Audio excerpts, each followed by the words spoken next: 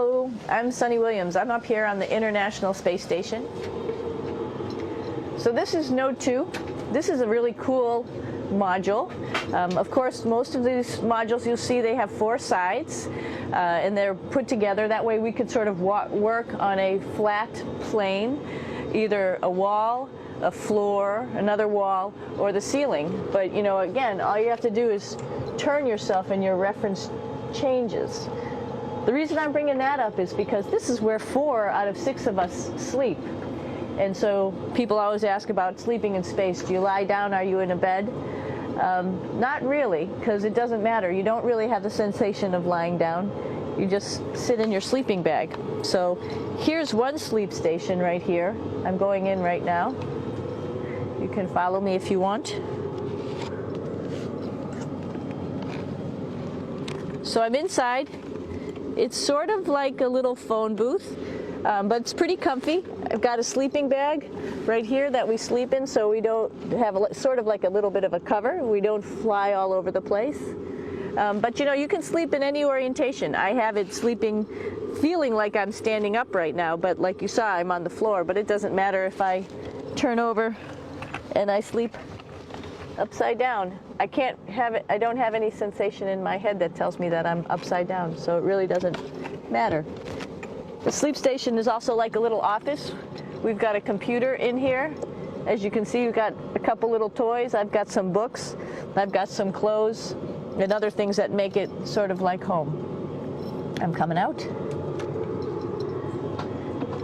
And just for reference, that's one sleep station. This one's another. Right here. There's one on the ceiling, if you want to call it. Right here. And then there's a 4th on the other wall over here. So all of us sleep in a little bit of a circle. All right, come on back. There's more to show you.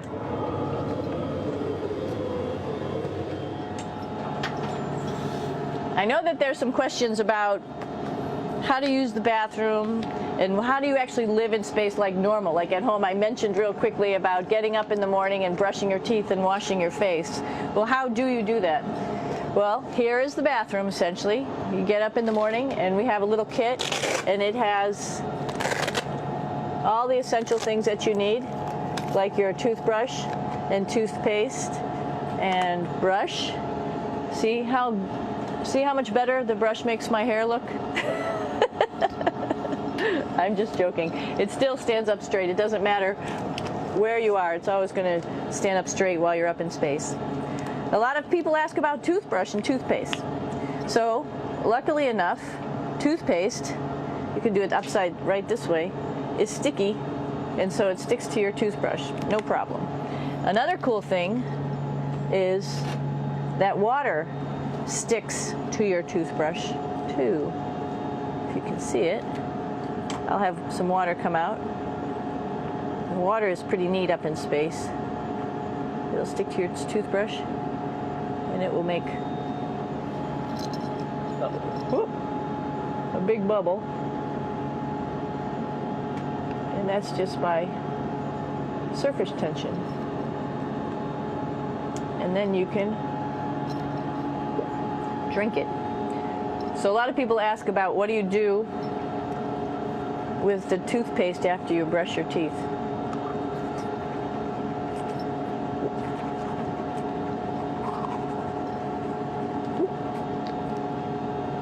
Two options. Swallow it, and it's sort of like mouthwash, but it tastes a little gross. Or you can just spit it out in a paper towel, and then you don't have to worry about it. Swallowing thing I wouldn't recommend at home. I'm only up here for 4 months, so it's not that bad. One of the most pressing questions about living in space, of course, is the bathroom. So let's take a look at that little piece of work. Come on in.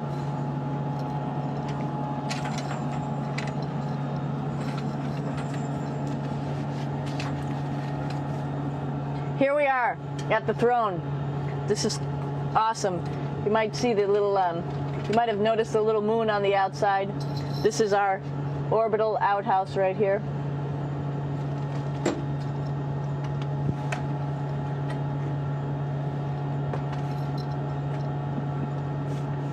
And of course, it serves for two functions. Number 2, right here. I'll show you. But you see it's pretty small, so you have to have pretty good aim, and you'll be ready to make sure things get let go the right direction. And it smells a little bit, so I'm closing it up.